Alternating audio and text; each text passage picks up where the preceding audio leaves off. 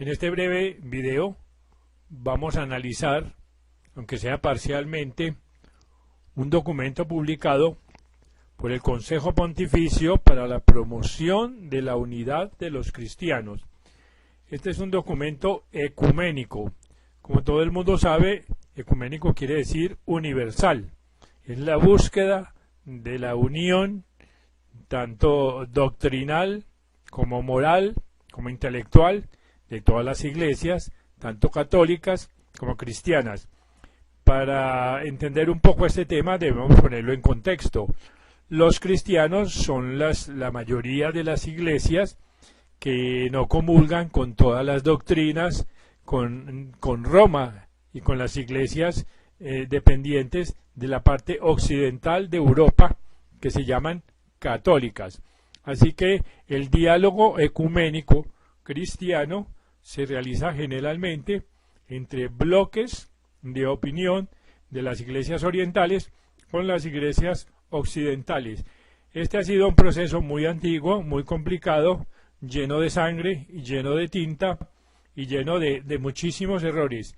Sin embargo, en el siglo XX sobre todo, y últimamente en el siglo XXI, se han producido documentos que tienden a lograr, aunque sea parcialmente, la unificación doctrinal de los católicos y de los cristianos.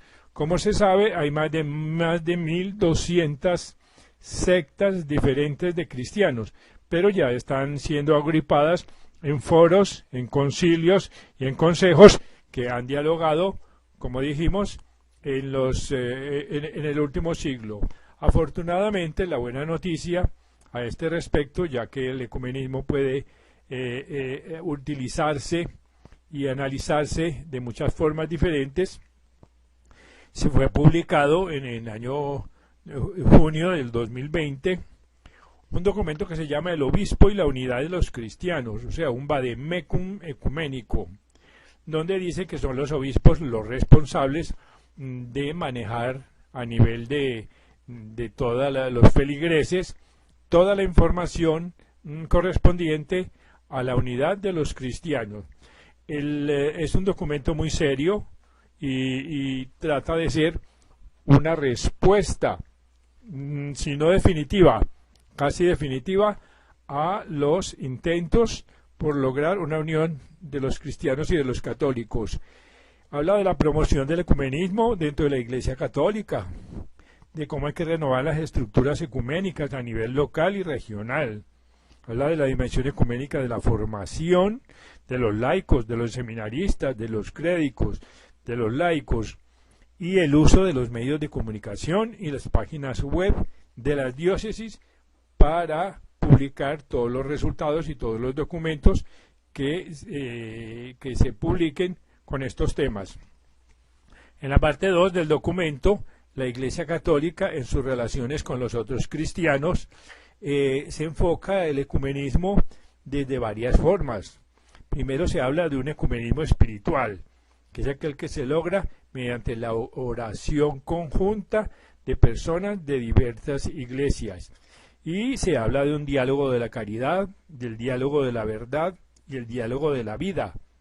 O sea, se habla de que el verdadero ecumenismo, o parte perdón, del verdadero ecumenismo, es un trabajo social que propende a que todas las personas y todos los fieles traten de ayudar a los pobres y tengan una responsabilidad social en la promoción de la Iglesia. Y se habla de que el ecumenismo puede enfocarse en una forma pastoral, en ecumenismo práctico o ecumenismo cultural. Así que se han hecho muchísimas concesiones que no se habían hecho antes.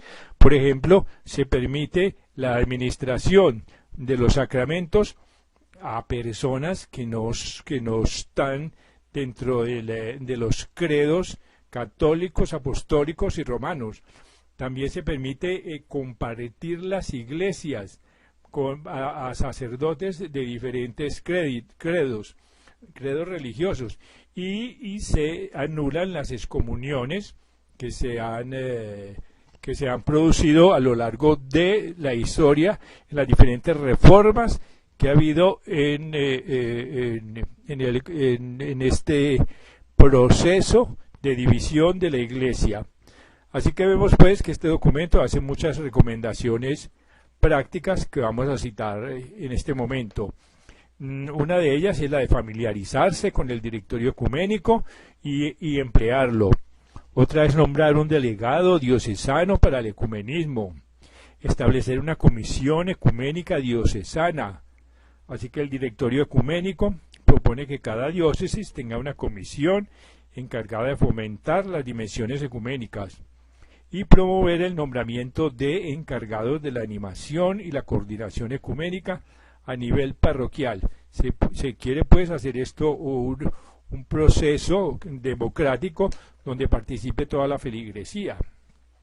Por otra parte, también se recomiendan otras regulaciones para la unidad de los cristianos, como conmemorar la Semana de la Oración por la unidad de los cristianos con una celebración ecuménica, consultar con otros líderes cristianos la posibilidad de organizar conjuntamente jornadas de estudio sobre las Escrituras, publicar en Navidad o Pascua un mensaje común con otro u otros líderes cristianos, tener una celebración ecuménica con otras comunidades locales sobre una cuestión de interés común.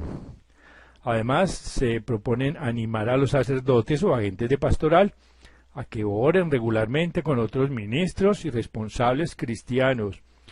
También conocer la labor ecuménica de las comunidades de vida consagrada y apoyarla. Y pedir a la Comisión Diocesana que trabaje con otras comunidades cristianas para discernir dónde podría ser necesaria una purificación de la memoria y sugerir pasos concretos que puedan facilitarla. Así pues, además de esto, también se recomienda dar el primer paso para encontrarse con otros líderes cristianos, orar de forma pública y privada por los otros líderes, asistir, si es posible, a la liturgia de ordenación, instalación e investidura de otros líderes cristianos, invitar cuando sea oportuno a otros líderes a las celebraciones litúrgicas, conocer los consejos de iglesia, los consejos cristianos y los demás organismos ecuménicos presentes en la diócesis y participar en ellos en la medida de lo posible, así como reformar a otros líderes cristianos de las noticias y de los eventos importantes de la diócesis. También se recomienda identificar las necesidades pastorales comunes con otros líderes cristianos, escuchar y aprender iniciativas pastorales de otras entidades cristianas, actuar con generosidad para ayudar a la pastoral de las otras comunidades, encontrar familias interconfesionales de la diócesis, escuchar sus experiencias, presentar al clero las directrices dadas por el directorio ecuménico con relación a compartir la vida sacramental. Y si la diócesis o la conferencia episcopal no tienen directrices sobre estas disposiciones canónicas para compartir la vida sacramental de forma excepcional, y si se considera que tales directrices serían útiles en su contexto, contactar con la Comisión Ecuménica Episcopal y buscar asesoramiento sobre la propuesta o preparación de dichos textos. Así pues, que este es un ecumenismo ya muy práctico que quiere aterrizar en el siglo XXI las ideas. También habla de una parte muy importante que es el ecumenismo cultural. El directorio ecuménico también anima a que se realicen proyectos conjuntos de carácter académico, científico o artístico y proporciona criterios para su discernimiento. Así que la experiencia de muchas diócesis católicas demuestra que los conciertos ecuménicos, festivales de arte sacro, exposiciones y simposios serían muy importantes para divulgar en la feligresía la idea de la unidad. Así que este es más o menos un documento que propone ideas concretas para que el obispo se haga partícipe de la unidad de las iglesias. También hace un listado de documentos católicos sobre ecumenismo y de las instituciones que figuran como interlocutores del diálogo de la Iglesia Católica y a nivel internacional. Así que habla de las iglesias ortodoxas de tradición bizantina, de las iglesias ortodoxas orientales, de las iglesias asirias de Oriente, de la iglesia veterocatólica de Utrecht, de la Comisión Anglicana, que tiene en 39 provincias más de 85 millones de miembros. Habla de acuerdos que se han llegado con la Federación Luterana Mundial, que está en 99 países y suma más de 75 millones de fieles.